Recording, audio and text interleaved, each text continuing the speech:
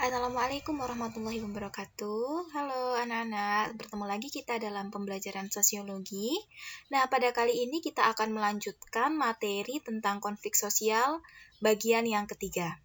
Nah, untuk sebelum kita memasuki ke dalam materi, ada baiknya kita berdoa sebelum melakukan pembelajaran menurut agama dan kepercayaan masing-masing.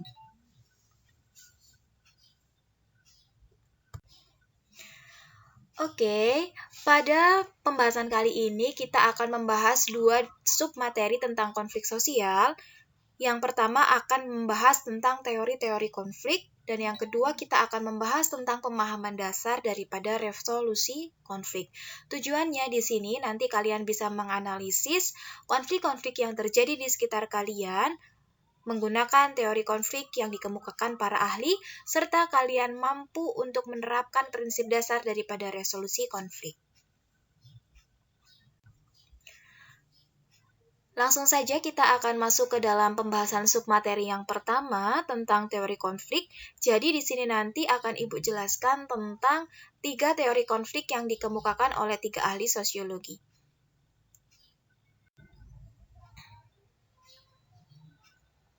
Teori yang pertama adalah teori konflik menurut Lewis Cousar. Cousar mengemukakan bahwa konflik yang terjadi di masyarakat terjadi dikarenakan adanya kelompok lapisan bawah yang semakin mempertanyakan sumber daya. Maksudnya di sini menurut Cousar bahwa konflik itu terjadi karena di masyarakat itu ada dua lapisan. Yang pertama lapisan atas atau lapisan yang berkuasa, dan yang kedua adalah lapisan yang di bawah atau lapisan yang dikuasai. Nah, di sini konflik itu terjadi karena lapisan bawah atau lapisan yang dikuasai itu memberontak. Memberontak karena harusnya ada distribusi sumber daya atau distribusi sebuah nilai yang diterima oleh lapisan bawah tapi tidak diterima. Akhirnya mereka melakukan sebuah konflik sebagai bentuk protes. Sebagai contohnya di sini, contoh konkret dari konflik menurut Cousar ini biasanya ada demo daripada buruh, di mana buruh itu kita ketahui sebagai sebuah lapisan yang dikuasai oleh majikan.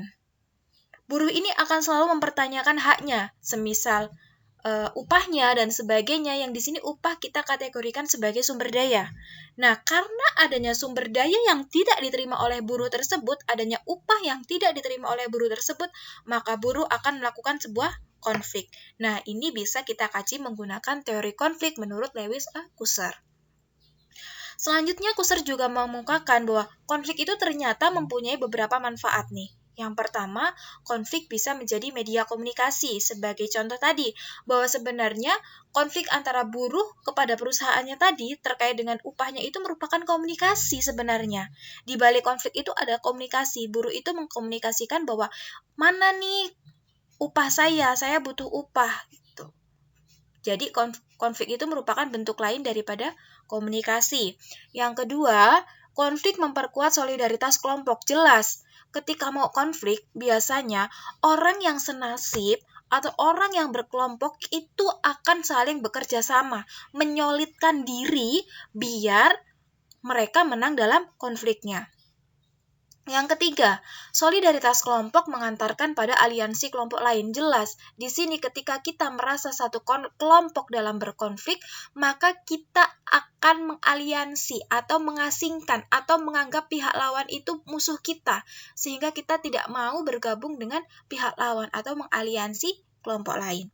Yang selanjutnya atau yang terakhir di sini menyebabkan anggota masyarakat yang terisolasi menjadi muncul.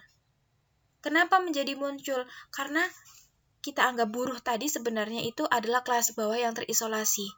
Biasanya mereka itu tidak mau mengungkapkan kata hatinya, aspirasinya, atau kritikannya kepada perusahaan atau atasannya selagi hal-hal pokok itu terpenuhi. Tapi ketika mereka terisolasi dan haknya tidak terpenuhi, mereka akan muncul untuk menyuarakan konflik. Seperti itu. Memasuki teori yang kedua, yaitu teori konflik menurut Karl Marx. Di sini Marx memiliki pandangan bahwa konflik sebagai pertentangan kelas, di mana adanya kelas dominan yang menguasai kelas yang lain. Kedua kelas tersebut memiliki kepentingan yang berbeda, sehingga menimbulkan konflik. Nah, ini hampir sama dengan teori konflik menurut Lewis Accuser, tetapi di sini inti pertentangan kelas yang dikemukakan oleh Karl Marx adalah pertentangan kelas yang bersifat ekonomi. Gitu. Jadi ada kelas sosial dan kelas sosial atas dan kelas sosial bawah, yang mana menurut Karl Marx ini ada sebutkan sebagai kaum proletar dan kaum borjuis, di mana kedua ini mempunyai kepentingan yang berbeda. Yang borjuis nih, kelas majikan mau menguasai kelas proletar sepenuhnya, bisa dibilang mereka mau mengeksploitasi, tapi di sini kelas proletar juga memiliki upaya, memiliki kekuatan ternyata. Jadi mereka akhirnya menuntut balas dan tertimbullah konflik. Nah, di sini Marx mengemukakan adanya fakta sosial atau fakta-fakta di dalam konflik. Yang pertama, Marx mengemukakan bahwa di dalam masyarakat itu ada struktur kelas, di mana di masyarakat itu ada kelas-kelas sosial, ada kelas buruh, ada kelas majikan, ada kelas ekonomi atas, ada kelas ekonomi bawah, ada pemerintah, dan ada rakyat. Itu sebagai contohnya. Yang kedua, ada kepentingan ekonomi yang bertentangan. Nah, di dalam kelas-kelas sosial itu, dari kelas sosial yang terbentuk di dalam masyarakat itu ada kepentingan ekonomi yang bertentangan. Orang kaya pengen semakin kaya dengan mengeksploitasi tenaganya orang yang kurang mampu, atau kelas buruh. Nah, buruhnya ini juga punya kepentingan untuk mendapatkan upah yang lebih. Akhirnya ketika ini tidak bertemu dalam satu titik, terjadilah sebuah konflik. Yang ketiga, adanya pengaruh besar dilihat dari kelas ekonomi. Nah, ini titik daripada teori konflik menurut Karl Marx adalah ekonomi, bahwa konflik itu biasanya disebabkan karena ada kelas ekonomi atau faktor ekonomi. Dan yang terakhir adalah konflik menimbulkan perubahan sosial. Jadi menurut pandangan Karl Marx, ketika sudah berkonflik atau ada konflik, biasanya dari konflik itu akan mengubah atau menyebabkan perubahan-perubahan sosial di masyarakat. Yang ketiga adalah teori konflik menurut Ralph Dahrendorf. Dahrendorf memandang masyarakat memiliki dua sisi yang berbeda, yakni konflik dan kerjasama. Sehingga teori konflik menurut Dahrendorf merupakan hasil analisis dari teori struktural fungsional. Nah, di sini Ralph Dahrendorf itu mengkombinasikan antara dua teori, yaitu teori struktural fungsional, di mana teori struktural fungsional ini menekankan adanya keteraturan dan harmoni sosial. Dan di mana dalam pandangan teori struktural fungsional, ini masyarakat dipandang sebagai masyarakat yang tetap dan harus mengikuti sebuah aturan agar tercipta keteraturan. Sedangkan dalam teori konflik itu memandang bahwa tidak ada masyarakat yang statis atau masyarakat yang tetap. Masyarakat selalu berkonflik untuk menciptakan sebuah perubahan sosial. Nah, Dahrendorf ini mengkombinasikan antara keduanya. Jadi, dalam analisisnya Dahrendorf, masyarakat itu tidak statis. Akan tetapi, masyarakat akan selalu mencari titik-titik untuk terciptanya sebuah keteraturan sosial. Inti pemikiran Dahrendorf itu terdapat 4 poin. Yang pertama, bahwa ternyata di dalam masyarakat modern itu di bawah kendali kuasa. Artinya di dalam masyarakat modern itu, Dahrendorf juga melihat adanya kelas-kelas sosial, di mana kelas yang dominan itu akan menguasai kelas yang bawah. Contohnya saja pemerintah. Pemerintah akan menguasai rakyat dengan aturan-aturannya. Yang kedua, kelompok pertentangan lahir dari adanya kepentingan yang sama. Jadi, ketika ada muncul kelompok yang menentang atau kelompok yang menciptakan sebuah konflik, itu sebenarnya kelompok tersebut lahir karena adanya kepentingan-kepentingan yang sama. Yang ketiga, fokus daripada analisis kelompok berkaitan dengan kepemimpinan, ideologi, dan komunikasi. Jadi, teorinya Dahrendorf ini lebih fokus untuk bisa menganalisis daripada konflik akibat kepemimpinan, konflik akibat ideologi, dan konflik akibat komunikasi. Dan yang terakhir, Dahndorf mengemukakan bahwa masyarakat itu tidak statis. Karena tadi adanya kombinasi analisa dari teori struktural fungsional dan teori konflik.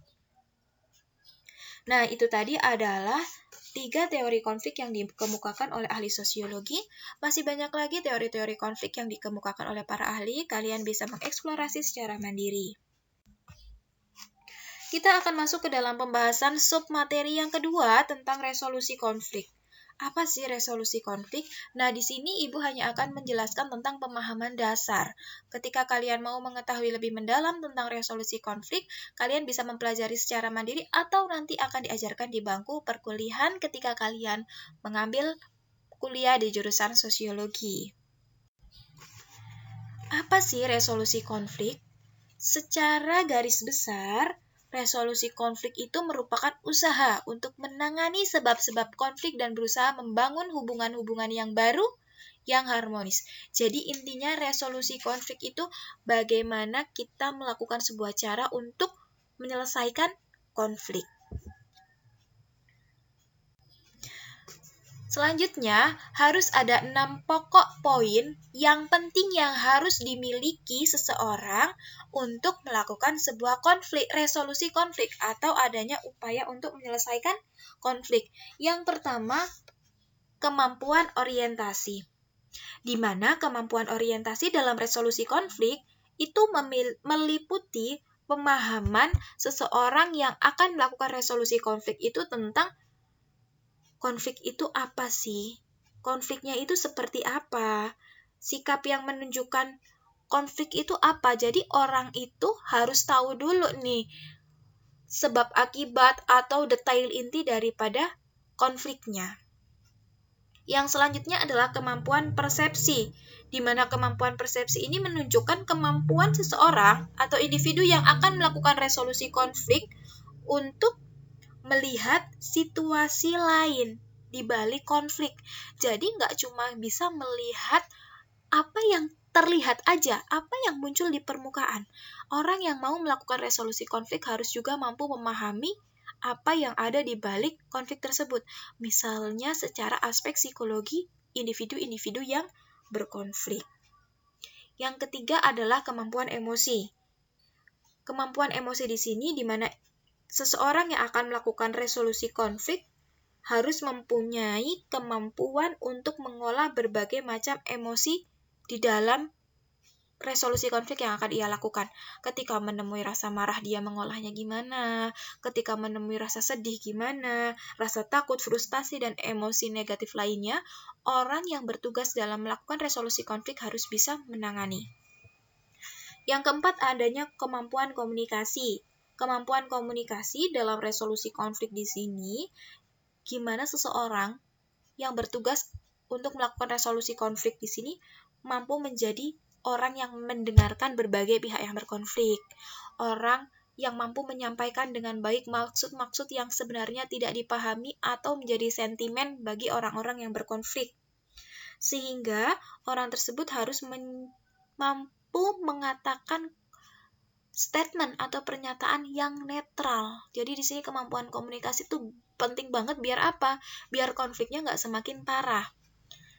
Kemampuan yang kelima adalah kemampuan untuk berpikir kritis. Dalam resolusi konflik di sini kemampuan berpikir kritis digunakan untuk memprediksi dan menganalisis situasi yang sebenarnya sedang terjadi. Karena kan banyak juga nih situasi-situasi yang sebenarnya disembunyikan.